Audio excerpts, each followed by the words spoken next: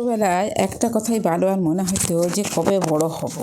আসলে বড় হলে কি সুবিধাগুলো যেখানে খুশি সেখানে যাওয়াও যাবে, এটা করিস না ওটা করিস না এখানে যাস না, এরকম কেউ বারণ করবে আর কেউ থাকবে কি না। তো ছোটোবেলায় সেরকমই মনে হতো যে বড় হয়তো যদি একবার বড়টা হয়ে যেতে পারি তাহলে মানে সবথেকে খুশি আমিই থাকবো। তো এখন বড় হয়ে মর্মে মর্মে বুঝতে পারছি যে বড় হওয়ার কি জ্বালা। বাবারই মন জানলে বড়ই হইতাম না, সারা জীবন ছোটই থেকে যেতাম। তো কী আর করা যাবে, তো প্রকৃতির নিয়মে তো মানুষকে বড় হতেই হবে এবং বুড়া হতে হবে, দিয়ে মরি। তো সে যাই হোক, সকাল সকাল উঠে যা যা প্রতিদিনের কাজকর্ম সারিয়ে নিয়েছি। আর ভালো অনেক দিন বাদে আজকে আমাদের জেলিয়া ভাই এসেছে।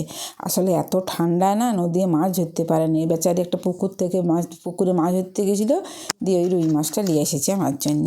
তো বলি আমার একটু কাজের ঝামেলা আছে, একটু কাটিয়ে দাও। দিয়ে ও দেখো দেখো মাছটা কি সুন্দর করে বানাতে বসে গেল। তো যাই হোক, মাছটা কাটিয়ে দিলেও অনেক সুবিধা। আর মাছের মাথাটা দেখে আর আগের দিন বাঁধাকপি এনেছিল, তাহলে বলি মাছের মাথা দিয়ে বাঁধাকপির ঘন্ট করব। তো তার জন্য দেখো বাঁধাকপিগুলোকে বেশ কুচি কুচি করে কাটিয়ে নিলাম। এরপর উনান ধরাইয়ে বাঁধাকপি আলু সিদ্ধ করতে বসাই দিয়েছি। তো দিয়ে দিলাম পরিমাণ মতো নুন হলুদ। এরপর বাঁধাকপিটাকে একটু নাড়াচাড়া করে নিতে হবে, নাড়াচাড়া করে নিয়ে আর বাঁধাকপিটাকে চাপা দিয়ে দিচ্ছি। দেখো ঢাকাটা খুলে দেখলাম বাঁধাকপিটা সিজে গেছে। এবার নামাই দিলাম এটাকে। এবার এটাকে ছুঁকে নিতে হবে। কড়াই তেল দিয়ে দিয়েছি, তেলটা গরম হয়ে গেছে। দিয়ে দিলাম কাটি ধুয়ে রাখা রুই মাছের মাথাগুলো ভালো করে ভাজা হলে দিয়ে দিলাম আদা পেঁয়াজ রসুনের একটা পেস্ট। তারপরে প্রতিদিনকার যেসব মশলা, গুঁড়া মশলা, নুন হলুদ জিরা ধনিয়া লঙ্কাটা যেহেতু খাইনি সেহেতু লঙ্কা গুঁড়া নাই, যারা লঙ্কা গুঁড়া খায় তারা লঙ্কা গুঁড়া দিবে। এরপর মশলাটা কষিয়ে নিয়ে আর বাঁধাকপি সিদ্ধটাকে দিয়ে দিলাম।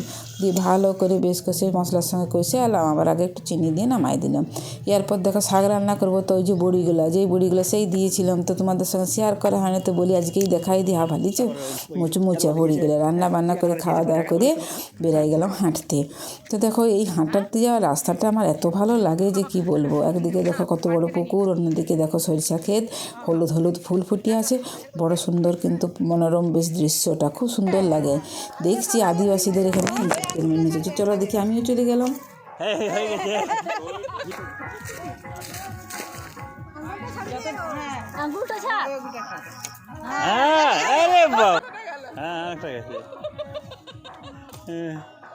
তো তীরটা ছড়িয়ে আসিয়ে দিয়ে দেখি আদিবাসীদের নাচ হচ্ছে, আমার একটু নাচতে মনে হলো, নাচিয়ে নিলাম।